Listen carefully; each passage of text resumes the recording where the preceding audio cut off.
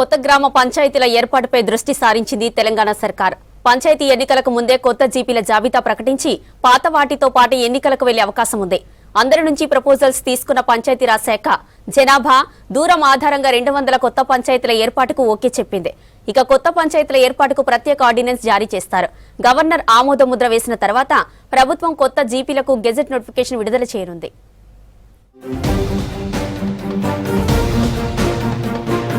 రాష్ట్రంలో మరో 200 కొత్త గ్రామ పంచాయతీలు ఏర్పాటు కాబోతున్నాయి. రాష్ట్ర సర్కార్ తీసుకున్న ఈ నిర్ణయాన్ని అధికారికంగా ప్రకటించాల్సి ఉంది. పంచాయతీ ఎన్నికలకు ముందే కొత్త పంచాయతీల జాబితా ప్రకటించి పాత వాటితో పాటే ఎన్నికలకు వెళ్లే అవకాశం ఉంది. కొత్త జీపీల్లో అత్యధికంగా ఆదిలాబాద్, ఆసిఫాబాద్, ములుగు లాంటి ఏజెన్సీ జిల్లాల్లోనే ఉన్నాయని తెలుస్తోంది. ఆయా జిల్లాల్లో కొత్త గ్రామ పంచాయతీల ఏర్పాటు కోసం ఎమ్మెల్యేలు, మంత్రులు, ఎంపీల నుంచి పంచాయతీరాజ్ శాఖకు పెద్ద ఎత్తున వినతులు వచ్చాయి. కొత్త జీపీలపై ఎన్నికల ముందు హామీ ఇచ్చామని, ఎలాగైనా ఏర్పాటు చేసి తీరాలని కాంగ్రెస్ ఎమ్మెల్యేలు, ఎంపీలు ప్రభుత్వంపై ఒత్తిడి తెచ్చారు. దీంతో అందరి నుంచి ప్రపోజల్స్ తీసుకున్న పంచాయతీరాజ్ శాఖ జనాభా, దూరం, పలు పారామీటర్ల ఆధారంగా 200 కొత్త పంచాయతీల ఏర్పాటుకు ఓకే చెప్పింది. తక్కువ జనాభా ఉండడంతో చాలా ప్రతిపాదనలు తిరస్కరించి ఆయా ప్రజాప్రతినిధులకు ఇప్పటికే సమాచారం అందించింది.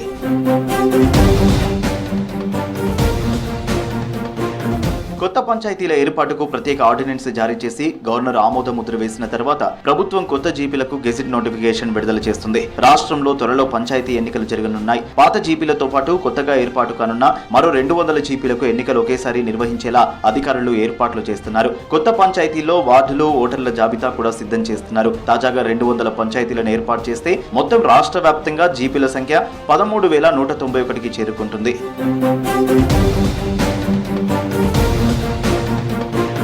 ఏజెన్సీ గ్రామాల్లోని పలు గ్రామాలు పంచాయతీలకు దూరంగా ఉండడం వల్ల పాలనాపరమైన సమస్యలు వస్తున్నాయి. అభివృద్ధి విషయంలో తమను నిర్లక్ష్యం చేస్తున్నారని గూడాలు, తండాల ప్రజలు ఆరోపిస్తున్నారు. గత అసెంబ్లీ ఎన్నికల్లో ఓట్లు అడిగేందుకు వచ్చిన అభ్యర్థుల ముందు ఇదే డిమాండ్ పెట్టారు. తాము అధికారంలోకి వస్తే గ్రామ పంచాయతీలుగా ఏర్పాటు చేస్తామని అభ్యర్థులు హామీ ఇచ్చారు. ఇప్పుడు ఆ హామీ నిలుపుకునే అవకాశం రావడంతో ప్రభుత్వానికి ప్రతిపాదనలు పెట్టారు. ఎన్నికలకు ముందే పంచాయతీలను ఏర్పాటు చేస్తే పార్టీకి కూడా కలిసి వస్తుందన్నారు కాంగ్రెస్ ప్రజాప్రతినిధులు.